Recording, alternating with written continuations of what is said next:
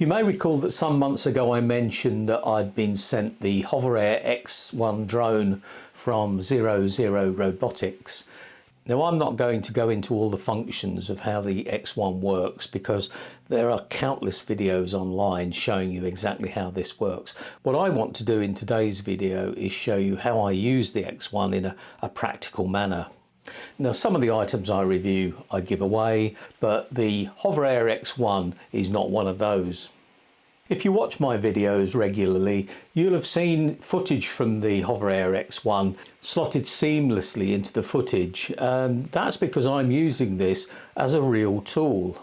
Now, I do have a DJI Mini SE drone, and I use that for the sort of high-level scenic shots and that sort of thing, which is absolutely perfect. It's got a superb camera. But I've tried to use it as a follow me drone and it's just too difficult. I've given up. It takes so long to set up, to make sure the area is safe. You have to be careful about where you're flying and so on. And this is where the X1 comes into its own. I can literally keep it in my back pocket folded up, open it up, switch it on, select the mode I want, and it flies. It's as easy as that. Now, I have seen comments from people saying, oh, it's not as good as a DJI drone. Well, it's not meant to be. It's absolutely nothing like a DJI drone. Equally, you could say a DJI drone is nowhere near as good as the HOVER X1. They're two different devices. If you want to do high altitude scenic shots and have total control over the drone, then the DJI is absolutely perfect for that job. But if you want a compact self-flying camera, then this is where the X1 comes in. And in my situation, I need both. Now, if you're on a budget and you can't afford both, then clearly it's a case of deciding which is the best one for you. You either have the DJI drone with its limitations, or you go for the X1 with its limitations. Now, although I have a drone license, you don't need one to fly the X1, certainly in the UK. The X1 can be fun to fly because you can control it from the app, and indeed there's a new system where you can control it with hand gestures. That's one of the latest updates. So you've really got to think about what it is you want. But to compare the two like for like is totally wrong. One of the key differences between the DJI drones and the HOVERair X1 is the control system. Now, the DJI system uses satellites. You'll have to wait while the satellites connect until you can fly. The HOVERair drone, on the other hand, is using a system called visual inertial odometry. Basically, it's referencing the ground and it's referencing the person who's flying it. So, for example, if you're in follow mode, the X1 is going to be watching the ground to make sure it's the right height from the ground, and it will follow the terrain. So if you go down a slope, it will go down the slope. But also it's watching you through the camera, so it's going to keep tracking you. And that creates a drawback in itself, in that it needs a textured surface to follow.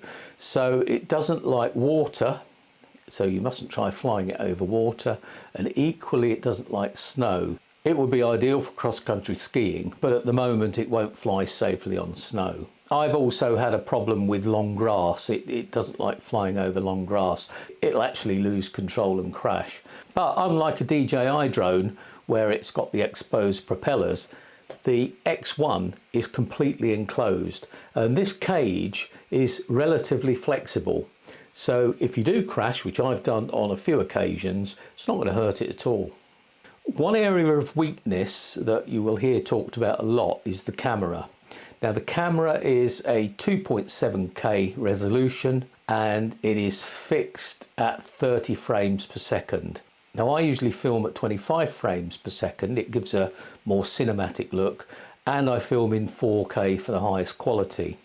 Having said that, by the time you've uploaded a video to YouTube, the footage from that camera is absolutely fine. And the examples I'm showing you in this video are all untouched. They're straight out of the camera. There's no color grading or adjusting done.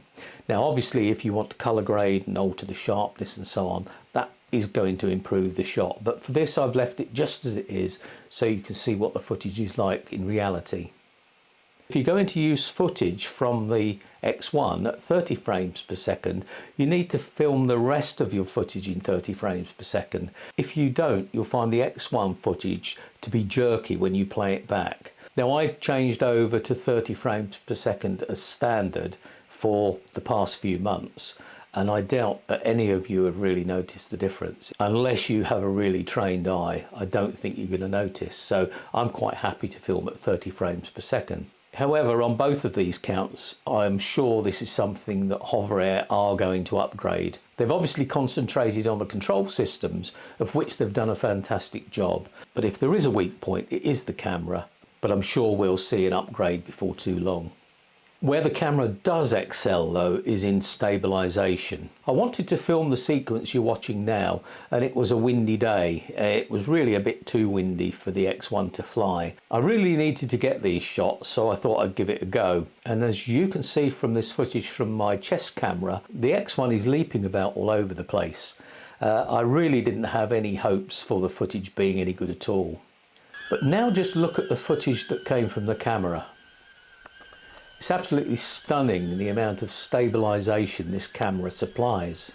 Now when I put that sequence together, I've obviously got the noise of the drone being picked up by my microphone.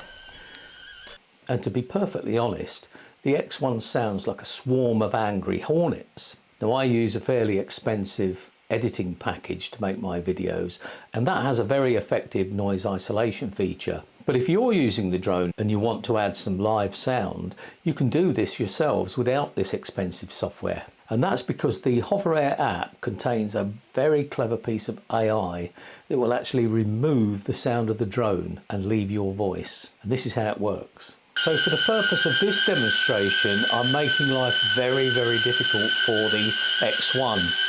I'm in an enclosed space, quite small. It's hovering about 2 feet in front of my face and my microphones. And the reason I'm wearing 2 microphones is that one is recording straight to the camera, and that's going to give you what's happening in the room. The other microphone is connected through my phone and to the HOVERair app. And that app is doing something very, very clever with AI. And that is that it's removing all sounds other than my voice. Now there's 2 settings. There's one that takes every sound out, but it makes the voice sound very weird. But there's a normal one that will leave a little bit of ambient sound in, but not worth considering. So what I'm going to do now is switch over so you can hear what the app does to this. You can see the noise reduction was superb. However, any voice isolation is going to make the voice sound a little bit strange. It's going to sound dead. Part of the reason for that is that there's absolutely no ambient noise. So if I'm out on my bike, you won't hear the wheels on the road. You're not going to hear the birds singing and so on. But I have a neat little trick up my sleeve for that one, and I'll show you that next. Now, as I said, voice isolation leaves the video sounding dead. All you can hear is your voice. There's no other ambient noise. You're not hearing your tyres on the road, birds singing, traffic and so on. So what I do is I add that in as a separate track. If I'm filming with the X1, I'll ride that route again without the X1 and record that ambient sound. And I've actually developed a sound library for most surfaces, and I'll just add that in on the track underneath. Well, we're going somewhere a bit different today, and there'll be a few surprises. I'm sure Wendy will be oohing and ahhing today, plus a couple of wows, I'm sure. I've been on this route before, part of it, but quite a lot of it I haven't been on. And this is going to give you a fairer impression of how the noise reduction works, because I'm now outdoors in what would be the normal environment. Now what you're hearing now is the sound that I'm hearing. Now I'll switch over to the app, and this is going to give you a fairer impression of how the noise reduction works. Now what I often see when I look at the comments on these how-to videos are people complaining about the battery life. On a charge, you're going to get around 11 minutes flying time. That doesn't sound very much, but when you're making videos, 11 minutes is a long time. Unfortunately, I've failed to get any discount from this, so there's no discount link at all. I've put my Amazon affiliate link below so you can go direct to look at the product. But as always, I would suggest you look around for the best price. And what I've tried to do in this video is give you an honest appraisal by showing you the results and showing you how I use the HOVERAir X1. I'm not being paid anything by HOVERAir to do this. I don't get any commission from them, but I do get to keep the drone. So I hope you found that interesting. What I'm going to do now is just finish with a little sequence, and I'll show you how I build the layers up in the edit. First there'll be no sound, then I'll add some ambient sound in, and then we'll add some music. So I'll leave you with this and I'll say goodbye.